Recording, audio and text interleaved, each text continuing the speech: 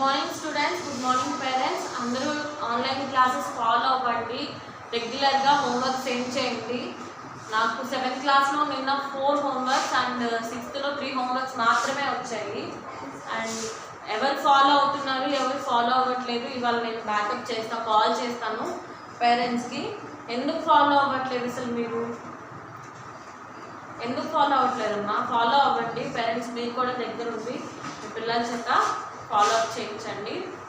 Today classes for 6th and 7th class. 6th and 7th class grammar. First of all మనం ఏం చెప్పుకున్నాము? Simple future చెప్పుకున్నాం. Just ఒక 5 minutes just recall చేసుకున్నాము. మొన్న ఏం చెప్పుకున్నాము అనేది మనం ఒకసారి రీకాల్ చేసుకొని నెక్స్ట్ ఫర్దర్ కంటిన్యూ చేద్దాం. అసలు స్ట్రక్చర్ ఏంటి సింపుల్ ఫ్యూచర్ది?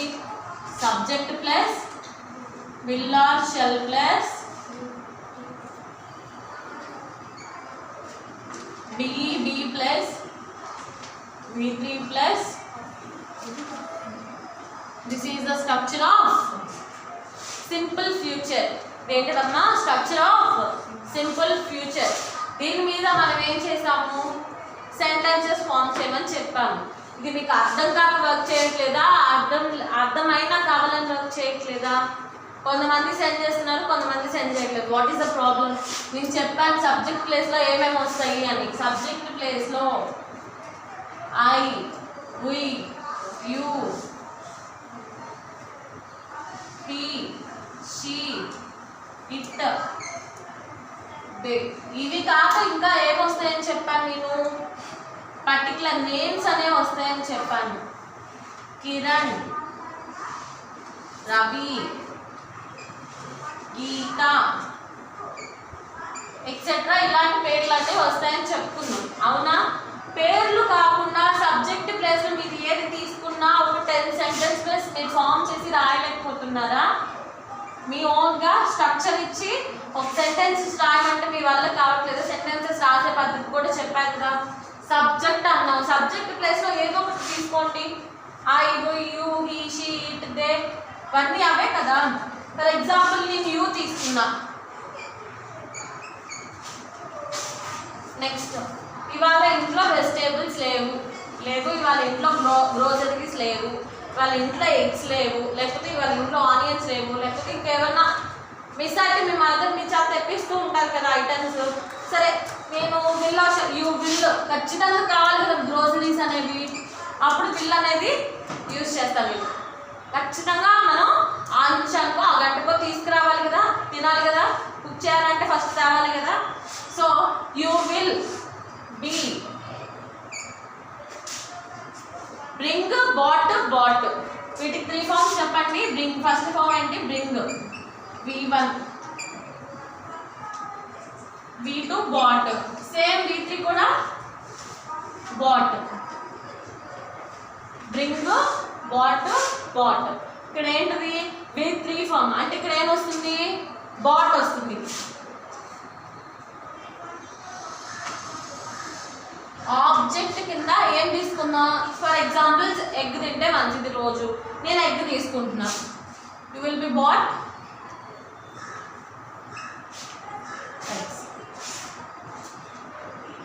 ఇలా సెంటెన్స్ నేను ఫామ్ చేసి 10 sentences రాయమంటే మీ వల్ల కావట్లేదా?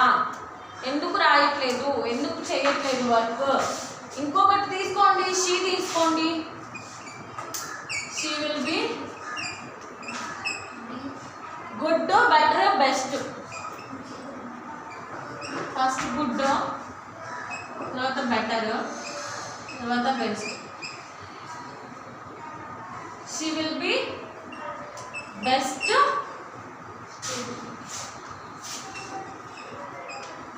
she will be the best chef.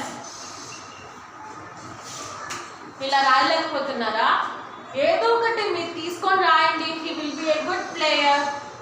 ఇట్లా మీరు ఒక్కటి తీసుకొని I, you, he, she, it, దేలో 7లో మీరు ఏదో ఒకటి తీసుకోండి. సరే 7 వద్దు, మీ నేమే తీసుకోండి, మీ ఓన్ నేమ్ తీసుకొని ఫార్మేషన్ చేసి రాయండి.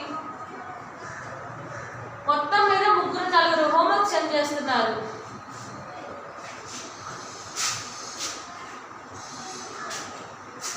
Next continuous tense. ఇప్పుడు దాకా సింపుల్ ప్రెజెంట్, సింపుల్ పాస్ట్ కదా, అందులో ఇప్పుడు ప్రెజెంట్ కంటిన్యూస్. ఫస్ట్ కంటిన్యూస్లో ఏమొస్తాయి చూద్దాం. చూసి బేసిక్స్ నేర్చుకొని తర్వాత అసలు కంటిన్యూస్ టెన్స్లో ఎన్ని ఫార్మ్స్ ఉంటాయి, ఏంటి, ఏం వస్తాయి అనేవి నేర్చుకొని next we will go into the tense.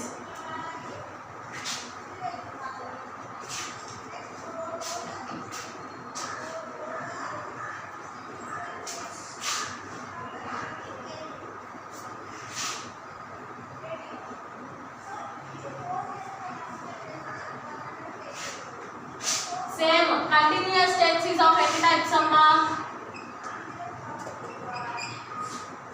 Present simple చెప్పుకున్నాం కదా. present simple ఎన్ని types? present simple, simple present, simple present, simple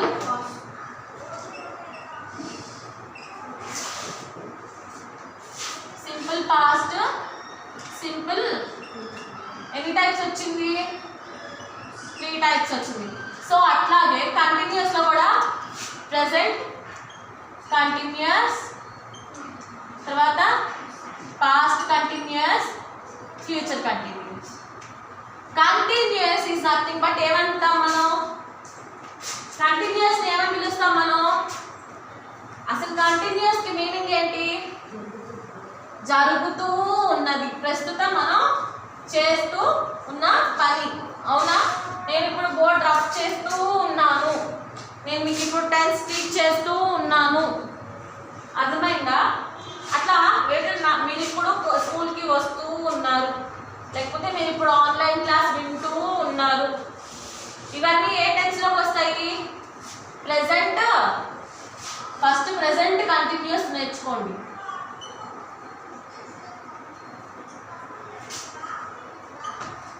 మీరు ఇప్పుడు ఆన్లైన్ క్లాస్ వింటూ ఉన్నారు.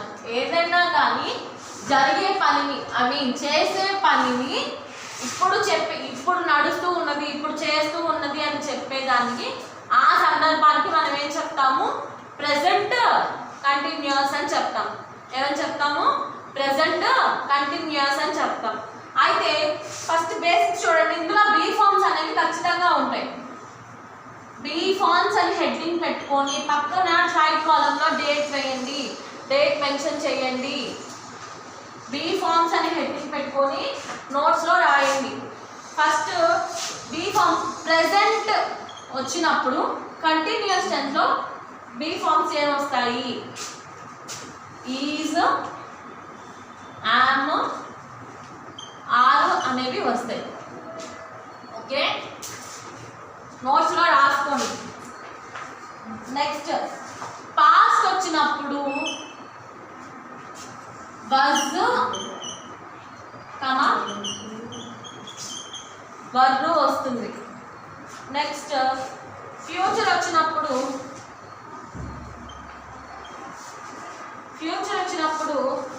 బీ వస్తుంది. మనకి తెలుసు కదా, ఫ్యూచర్ ఇందాక చెప్పుకున్నాం కదా, బీనే కదా వచ్చింది, బీనే కదా. Next continuous be ing form వస్తుంది, దీనికి జరుగుతూ ఉన్నది ఇంక్ ఫామ్ వస్తుంది. నెక్స్ట్ పర్ఫెక్ట్ వచ్చినప్పుడు బీన్ వస్తుంది. పర్ఫెక్ట్ వచ్చినప్పుడు బీన్ వస్తుంది. సరే చూడండి, 1 2 3 4 and last one is nothing but 5.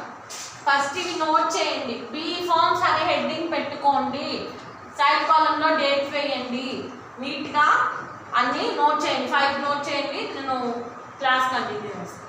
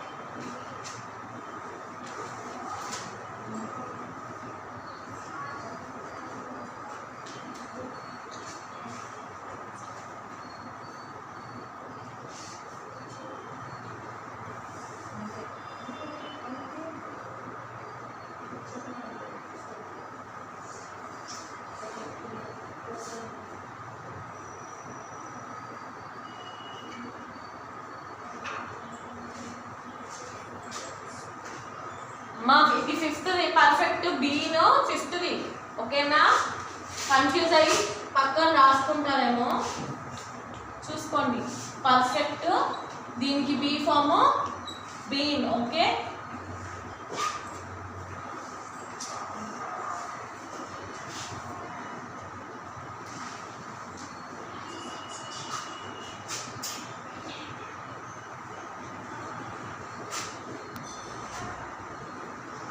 Next present continuous structure ఏంటి ఐడియా ఉందా ఎవరికైనా ఇది వస్తేనే మీకు సెంటెన్సెస్ ఫార్మేషన్ వస్తుంది మాట్లాడటం చేయడం వస్తుంది అన్నీ రావాలి అంటే ఫస్ట్ ఇవి మీరు నేర్చుకోవాలి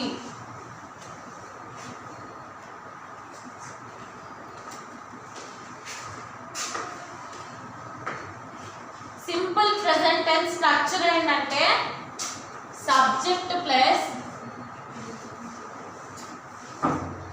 B plus B1 plus ing form is it clear first ఏమొస్తుందమ్మా సబ్జెక్ట్ వస్తుంది తర్వాత ఏమొస్తుంది బి ఫామ్ వస్తుంది తర్వాత ఏమొస్తుంది V1 form verb form V1 V2 V3 కదా V1 V2 V3 లో V1 ఫామ్ వస్తుంది దానికి V1 ఫామ్ కి ఇంగ్ ఫామ్ అనేది ఏమవుతుంది యాడ్ అవుతుంది ఇంగ్ ఫామ్ అనేది యాడ్ అవుతుంది నెక్స్ట్ ఫస్ట్ చూడండి ఫర్ ఎగ్జాంపుల్ సబ్జెక్ట్ ప్లేస్ లో నేను కీ తీసుకున్నా ప్రెసెంట్ కంటిన్యూస్ లో బి ఫార్మ్స్ ఏమొచ్చాయి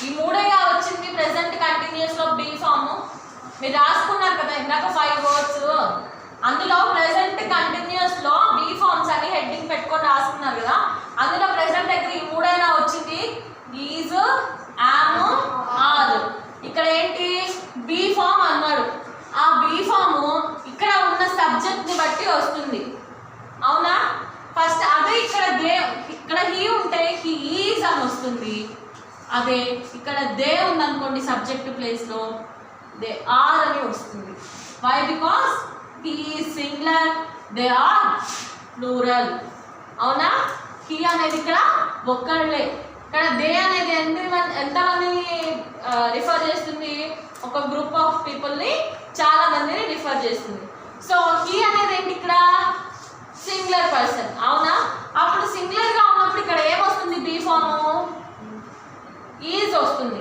అదే మేడం ఐ కూడా మరి సింగులరే కదా ఆ ఈజ్ ఎందుకు రాదు అంటారు అవునా ఆ ఈజ్ అనడానికి ఏమన్నా అర్థం ఉందా there is any meaning no right అదే దానికోసమే సింగులర్ ఫామ్ కి ఐ వచ్చినప్పుడు యామ్ అనే పదాన్ని యూజ్ చేస్తాం మీరు వాట్ ఈజ్ యువర్ నేమ్ అంటే మై నేమ్ ఈజ్ అంటారు కానీ ఐ ఈజ్ అని చెప్తారా చెప్పరు కదా వాట్ ఆర్ యూ స్టడీయింగ్ అంటే I'm studying some so what 6th and 7th class అని చెప్తారు అంతేగాని ఐ ఈజ్ స్టడీయింగ్ అని చెప్తారా నో రైట్ అట్లాగే ఇది కూడా సరే ఫస్ట్ ఇంతవరకు చూడండి కీ ఇచ్చాడు బి ఫామ్ ఈజ్ యూజ్ చేశాము సరే V1 ప్లేస్లో ఏదో ఒక వెర్బ్ ఈజ్ ప్లేస్లో V1 ప్లేస్లో ఏదో ఒక వెర్బ్ నేను రైట్ తీసుకుంటున్నా సరే V1 రిటర్న్ కదా దీనికి ఇంగ్ ఫామ్ యాడ్ చేయమన్నాడు రైటింగ్ అని నేను యాడ్ చేస్తాను దీన్ని ఇంగ్ ఫామ్ రైటింగ్ అని యాడ్ చేస్తా నేను ఆబ్వియస్గా ముందు నుంచి చెప్తున్నా ఫస్ట్ మీరు రాసిన సెంటెన్స్ ప్రెసెంట్ కంటిన్యూస్ టెన్స్లో ఉందో లేదో తెలుసుకోవాలి అంటే ఫస్ట్ స్ట్రక్చర్ చూసుకోండి స్ట్రక్చర్ ప్రకారం కింద ఇచ్చిన సెంటెన్స్ని చూసుకోండి ఫస్ట్ ఇక్కడ ఏముంది సబ్జెక్ట్ ఉంది ఇక్కడ హీ అనేది సబ్జెక్టా కదా సబ్జెక్టే బి ఫామ్ ఫామ్ చెక్ చేసుకోవాలి. మనం ఆల్రెడీ హీ అని ఇచ్చాం కాబట్టి బి ఫామ్ మనకి ఏమొస్తుంది, ఈజ్ వస్తుంది. అదే ఐ వస్తే యామ్ వస్తుంది, దే వస్తే ఆర్ వస్తుంది. అవునా? కానీ ఇక్కడ వచ్చింది సింగులర్ ప్లస్ అది కాక మనం ఏం చేస్తున్నాము, సింగులర్లో కూడా ఐ వచ్చిందా, ఐ రాలా, ఏమొచ్చింది, హీ వచ్చింది. So he is. ఇక్కడ ఫస్ట్ V1 ఫామ్ ఏంటి, రైట్కి రైటే, V2 form wrote, V3 form written. So first form ఏమవుతుంది అప్పుడు, రైట్ అవుతుంది. అవునా? రైట్ ప్లస్ దీనికి ఏం యాడ్ చేయమన్నాడు, ఇన్ఫార్మ్ యాడ్ చేయమన్నాడు. సో రైటింగ్, సబ్జెక్ట్ ప్లేస్లో సబ్జెక్ట్, బి ఫామ్ ప్లేస్లో బి ఫామ్, V1 ప్లేస్లో V1 ఇన్ఫార్మ్ యాడ్ అయింది. మనకు కావాలంటే దీనికి ఆబ్జెక్ట్ యాడ్ చేసుకోవచ్చు, మన ఇష్టం అది. హీ ఈజ్ రైటింగ్ పెన్సెస్, ఇది ఆబ్జెక్ట్. వచ్చిందా? స్ట్రక్చర్ మన ఏదైనా మన ఓన్గా క్రియేషన్ చేసి రాసే దాన్ని బట్టి ఉంటుంది. Is it clear? మీకు అర్థం కాక వర్క్ చేయట్లేదా, లేకపోతే కావాలని వర్క్ చేయట్లేదా? వర్క్ చేయండి. మీరు వర్క్ చేసి సెంటెన్సెస్ ఫామ్ చేసినప్పుడే మీకు క్లాస్ అర్థమవుతుంది, లేకపోతే నేను చెప్పినా వేస్టే. మీరు ట్రై చేస్తే, మీ ఓన్గా మీరు ట్రై చేస్తేనే వస్తుంది. సరే, నెక్స్ట్ సెకండ్ చూడండి.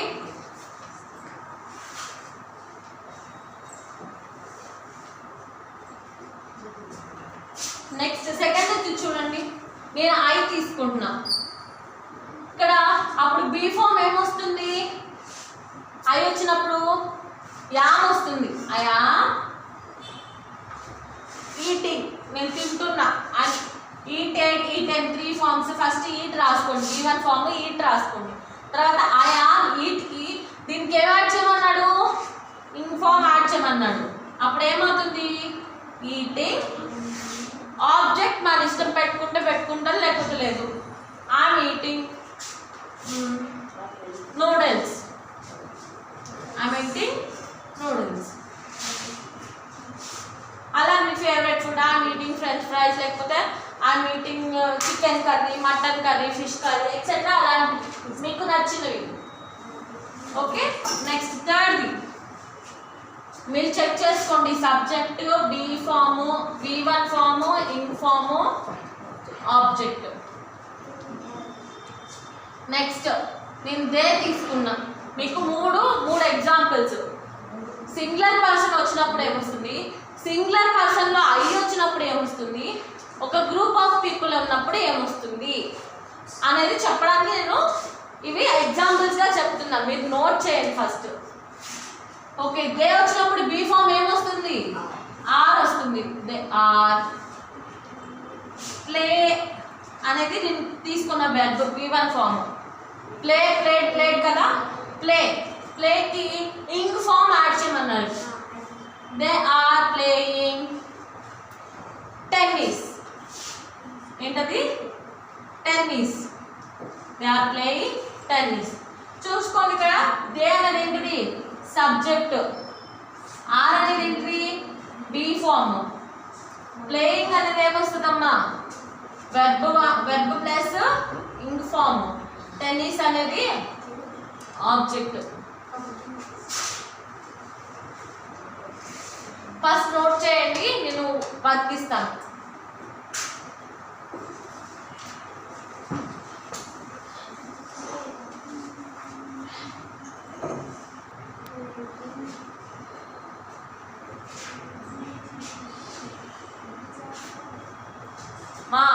చూడండి, ఫస్ట్ టెన్స్ హెడ్డింగ్ పెట్టుకొని ప్రెసెంట్ కంటిన్యూస్. CWలో నాకు 3 సెంటెన్సెస్ కనిపించాలి. Later onwards first 5 be forms చెప్పా. Present, past, future, continuous. నేను ఇవి 5 చెప్పాను. యానీజర్ వస్తుంది, బిఈ వస్తుంది, బీన్ వస్తుంది అని చెప్పాను. అవి నోట్ చేసుకున్న తర్వాత కింద HW అని పెట్టి దాని కింద నోట్స్లోనే ఇఫ్ మీ దగ్గర HW ఫెసిలిటీ లేదు, HW పెట్టలేము అనుకుంటే ఒక పీస్ ఆఫ్ పేపర్ మీద చేసి 10 సెంటెన్సెస్ పంపించలేకపోతున్నారు మీరు. సరే చూడండి, టుడేస్ హోంవర్క్.